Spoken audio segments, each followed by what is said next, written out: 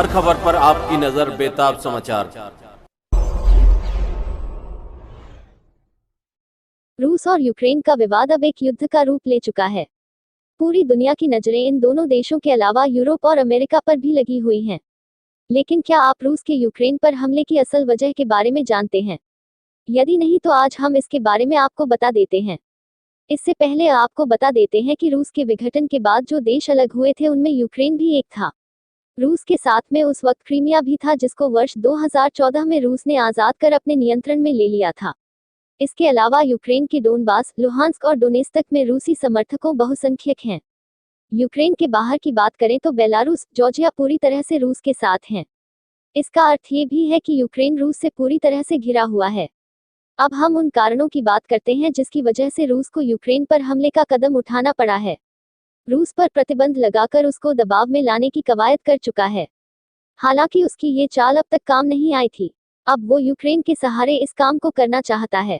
रूस की चिंता ये है कि यदि यूक्रेन नाटो के साथ चला जाता है तो उसकी सेना और उसके हथियारों के दम पर अमेरिका उसको नुकसान पहुंचाने में आंशिक रूप से सफल हो सकता है।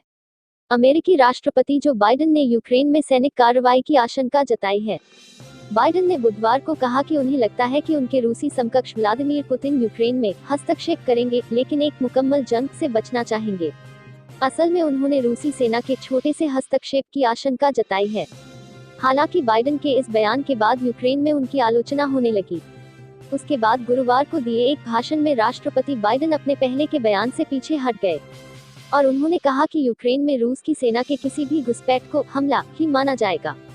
अमेरिका की ओर से यूक्रेन को सैन्य मदद की मंजूरी मिलने के बाद इसी सप्ताह हथियारों की पहली खेप यूक्रेन पहुंची है और इसमें सीमा पर तैनात सैनिकों के लिए हथियार भी शामिल हैं।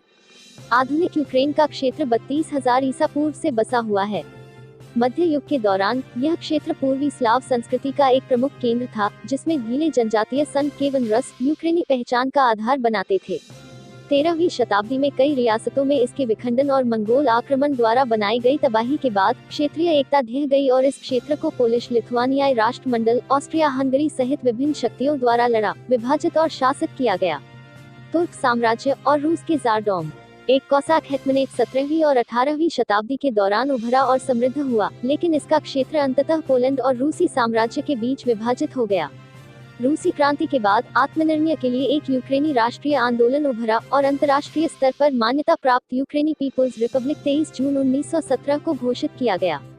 यूक्रेनी एसएसआर 1922 में सोवियत संघ का संस्थापक सदस्य था। 1991 में सोवियत संघ के विघटन के बाद स्वतंत्रता प्राप्त हुई। अपनी स्वतंत्रता के बाद यूक्रेन ने खुद को एक तटस्थ राज्य घोषित किया। 11 इसने 1994 में नाटो के साथ साझेदारी स्थापित करते हुए रूस और अन्य CIS देशों के साथ एक सीमित सैन्य साझेदारी का गठन किया। 2013 में राष्ट्रपति विक्टर यानुकोविच की सरकार ने यूक्रेन यूरोपीय संघ समझौते को निलंबित करने और निकट आर्थिक तलाश करने का फैसला किया था।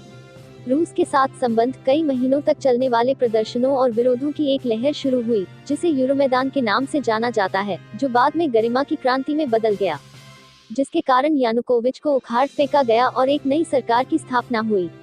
इन घटनाओं ने मार्च 2014 में रूस द्वारा क्रीमिया के कब्जे और डोनबास में युद्ध, अप्रैल 2014 से फरवरी 2022 में रूसी आक्रमण तक रूसी समर्थित अलगाववादियों के साथ एक लंबे संघर्ष के लिए पृष्ठभूमि का गठन किया। यूक्रेन ने 1 जनवरी 2016 को यूरोपीय संघ के साथ गहरे और व्यापक मुक्त व्यापार क्षेत्र के आर्थिक घटक के लिए आवेदन किया। 12 यूक्रेन मानव विकास सूचकांक में 74वें स्थान पर एक विकासशील देश है। यह यूरोप का सबसे गरीब देश है, जो बहुत अधिक गरीबी दर के साथ साथ गंभीर भ्रष्टाचार से पीड़ित है। 13-14 हालांकि अपने व्यापक उपजाऊ खेत के कारण यूक्रेन दुनिया के सबसे बड़े अनाज निर्यातकों में से एक है। 15-16 यूक्रेन एक अर्ध राष्ट्रपति प्रणाली के तहत एक एकात्मक गणराज्य है, जिसमें विधायिक, कार्यकारी और न्यायिक में शक्तियों को अलग किया जाता है। शाखाएं देश संयुक्त राष्ट्र, यूरोप की परिषद, OSCE, गुआम संगठन, एसोसिएशन ट्रायो और ल्यूबेल्स की त्रिभुज का सदस्य।